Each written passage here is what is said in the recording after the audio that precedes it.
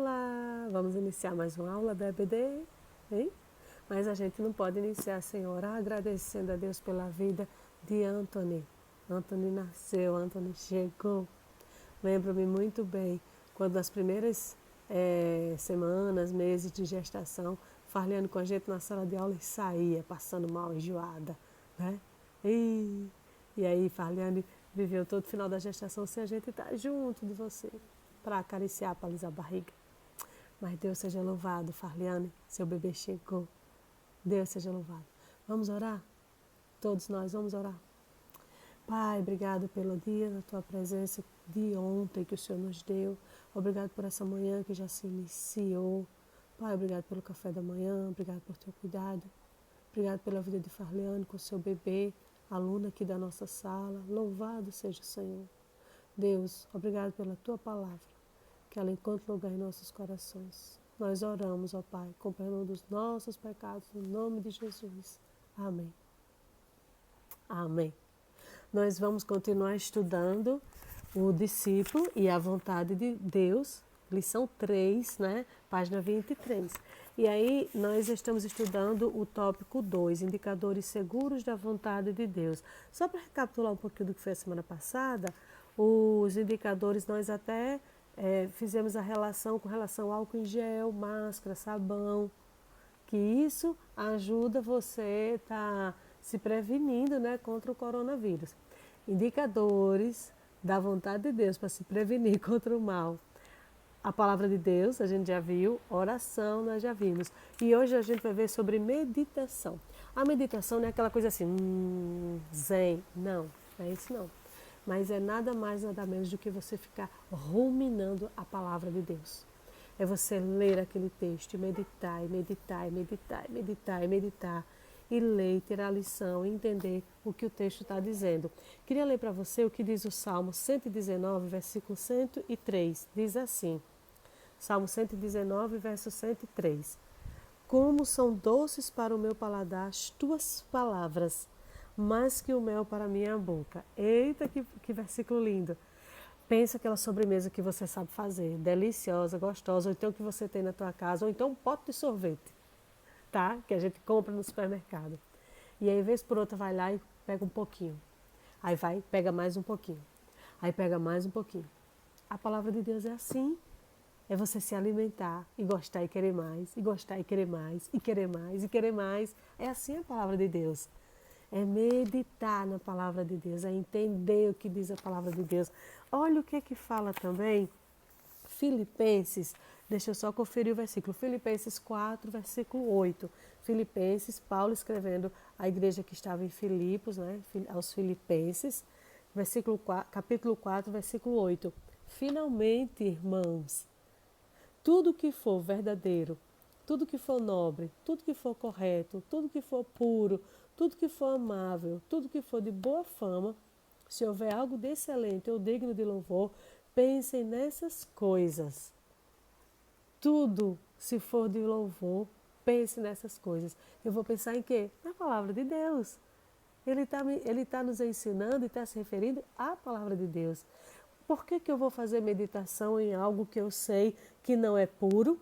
Por que eu vou meditar em algo que eu sei que não é verdadeiro? Por que eu vou meditar em algo que eu sei que não é nobre, que não é correto?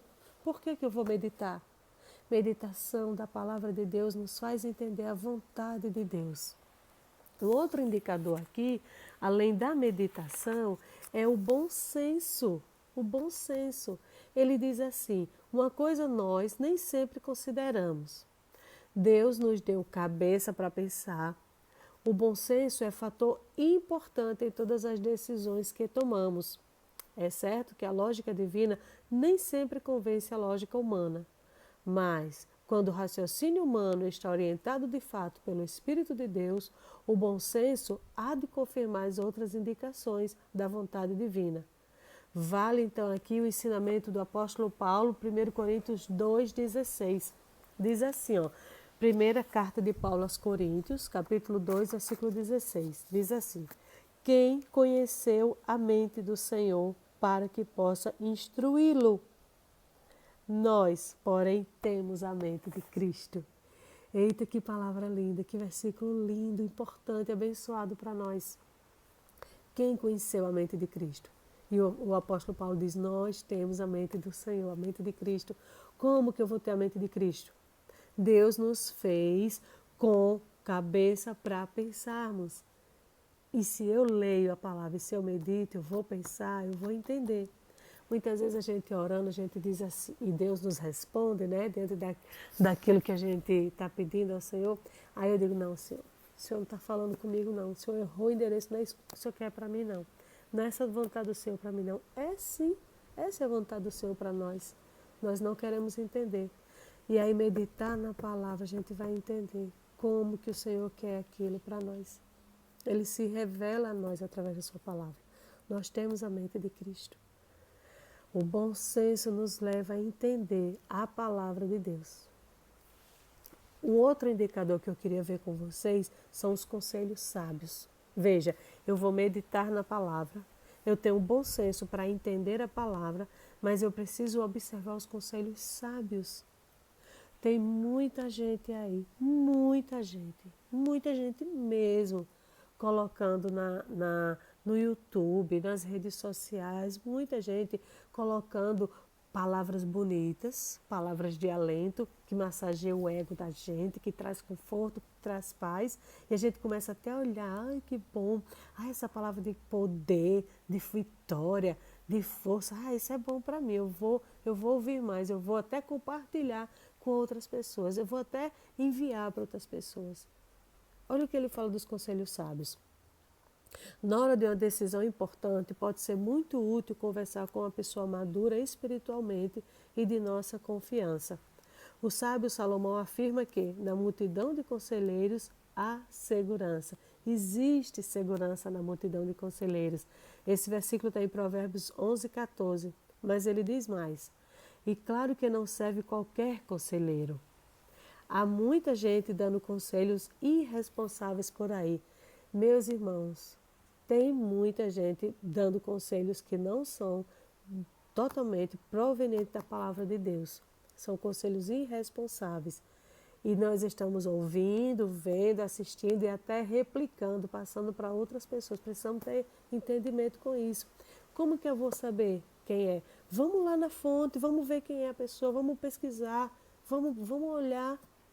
Quer um conselho bom para dar? Vai na palavra. Pega um versículo da palavra e dá de conselho. Ah, mas eu não sei. Então eu tenho que ler a palavra para eu aprender, para eu estudar, para eu crescer, para eu mentalizar. Mas eu não consigo decorar. Então aquele versículo que você acha que é interessante, que é importante, e escreve, bota na parede. Prega na parede, prega na geladeira, bota em algum lugar. Ele diz mais, o salmista afirma, bem-aventurado o homem que não anda segundo o conselho dos ímpios. Os conselheiros adequados são pessoas salvas que tenham maturidade espiritual e sejam merecedoras de plena confiança. Passar álcool em gel, usar máscara, lavar a mão direto, né, com sabão, de nada adianta se a gente abraçar com quem está contaminado, trocando isso em miúdos. Eu saber que eu preciso ler a palavra, orar, meditar, usar do bom senso, fazer tudo isso, mas ficar ouvindo conselhos que não são conselhos sábios, conselhos que vêm da palavra de Deus, de nada adianta. Que Deus nos ajude a entender da sua palavra. Que seja uma aula abençoada para todos nós. Beijo no coração. Irmãos, nós acabamos de ver com a irmã Tássia mais 3 indicadores seguros da vontade de Deus. E para encerrar esse estudo do tópico 2, nós vamos ver agora mais 2 indicadores que mostram a vontade de Deus. Esses 2 indicadores são o ponto 6 e o ponto 7 do tópico 2 da lição, e são as circunstâncias e os sinais específicos. O primeiro, as circunstâncias. É sabido que Deus ele utiliza de determinadas circunstâncias para mostrar a sua vontade a nós, ao seu povo. Muitas vezes, ao se deparar com circunstâncias adversas ou até favoráveis, nossa mente se abre e passa a ver ali claramente a vontade de Deus. Interessante como Deus ele faz com que as coisas aconteçam na nossa vida para que essas coisas mostrem a sua vontade a nós. E isso revela o cuidado de Deus, né? Para que a gente seja sempre norteado pelos seus caminhos. O autor vai dizer assim: a análise das circunstâncias também pode nos ajudar a tomar decisões acertadas. Muitas vezes Deus nos revela a sua vontade através de portas que se abrem ou portas que se fecham. Muitas vezes, em determinadas situações de perda, né, de sofrimento, em circunstâncias que Deus nos coloca, a gente passa a entender essa vontade que Ele tem para nós. Eu me lembro, quando eu estava estudando um pouco essa lição, eu me lembrei logo do início da igreja, né? Que está relatado em Atos.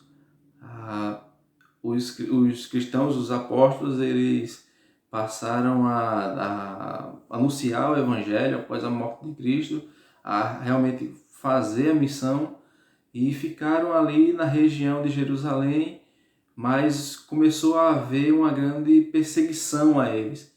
E através dessa circunstância de perseguição, eles começaram a sair e vamos dizer, invadir o mundo, né? Anunciando as boas novas de Cristo. Deus utilizou essas circunstâncias de perseguição, né? Contra os apóstolos, contra o povo de Deus, para que o evangelho ele ganhasse o mundo. E é interessante, né? A gente perceber que Deus cria sim determinadas circunstâncias, muitas vezes até desfavoráveis a nós, mas para que essa circunstância nos mostre um fim melhor, nos mostre a sua vontade. Mas o autor aqui vai nos dizer que é necessário que a gente tenha cuidado em relação a essas circunstâncias. Não quer dizer que se a gente vê uma porta aberta, a gente vai entrar, nem se a gente vê uma porta fechada, a gente vai deixar de bater, de insistir, de certo modo. Não, a gente tem que ter cuidado, a gente tem que ter uma coisa chamada discernimento e não perder de ouvir a voz do Senhor, perder de ter essa percepção espiritual de saber que muitas vezes Deus prova a nossa fé, Deus testa a nossa fé para que a gente possa crescer, né? Trazendo aqui para o exemplo dos apóstolos. De repente, eles começaram ali a pregar a palavra de Deus e começou a haver uma grande perseguição contra eles. E talvez eles pensassem, não, acho que a gente não deve pregar a palavra de Deus. A gente está sofrendo tanta perseguição, tanta calúnia, né? Estamos até apanhando, acho que a gente não deve. Mas, pelo contrário, né? Quando eles encararam essa situação adversa, eles não pararam a obra, eles não pararam com aquilo que Deus queria fazer. Eles sim entenderam o que Deus estava ali mostrando a eles e prosseguiram e avançaram com o Evangelho. Então, é necessário que a gente possa entender que Deus na nossa vida vai usar sim determinadas circunstâncias para mostrar a sua vontade, e é importante que a gente tenha discernimento espiritual para entender, estar bem embasado na palavra de Deus para entender que essas circunstâncias vão forjar o nosso caráter e nos mostrar a vontade de Deus. O outro indicador da vontade de Deus são os sinais específicos, sinais que Deus mostra para nós e que ele revela também a sua vontade. O autor vai dizer assim: às vezes, depois de avaliarmos todos os outros indicadores, necessitamos de uma confirmação para as conclusões a que chegamos. Só então é oportuno pedirmos a Deus um sinal específico para aquela situação. O autor aqui está dizendo que quando a gente passa por todos esses indicadores, palavra de Deus, oração, meditação, bom senso, conselhos sábios, circunstâncias, quando a gente passa por todos esses indicadores, mesmo assim não consegue entender a vontade de Deus, aí talvez seja necessário um sinal específico de Deus, algo claro que aconteça e a gente possa entender a vontade de Deus. Eu acredito que isso seja muito raro. Se a gente não encontrar as respostas na palavra de Deus, em oração, eu acredito que talvez a gente não esteja buscando de fato. Mas sim, Deus utiliza de sinais específicos, de coisas que acontecem, de coisas que a gente pede um sinal a Ele e Ele nos mostra. Agora, esses sinais nunca devem ser tomados como regra, né? Muitas vezes pode acontecer de Deus nos mostrar algo, talvez em sonho, talvez com coisas até, como posso falar, difíceis, né, de explicar, mas essas coisas nunca devem ser transformadas em regra. Eu já tive experiência de pedir, sim, um sinal a Deus e Deus mostrar um sinal não usual, vamos dizer assim. E eu entendi que foi Deus que mostrou isso, para que eu tomasse certa atitude. Mas isso não pode ser uma regra, né? Toda vez que eu vou querer pedir um sinal a Deus e Deus tem que mostrar. E esse sinal que Deus nos mostra não deve ir nunca contra a palavra de Deus, porque é a palavra de Deus que vai julgar o sinal e não o sinal que vai se sobrepor à palavra de Deus. É necessário que a gente tome cuidado, porque há muitas pessoas que dizem: recebi um sinal de Deus para fazer tal coisa, e essa coisa vai em desencontro com a palavra de Deus, sendo que era para ser o contrário. A palavra de Deus vai subjugar todas as coisas. Então é necessário que, como até a lição diz aqui, né, não tentar o Senhor pedindo sinais. A lição diz aqui o exemplo de Gideão, que pediu a Deus, Deus já havia falado para Gideão que iria livrar o povo, mas mesmo assim ele pediu um sinal para saber se era realmente Deus que tinha falado com ele.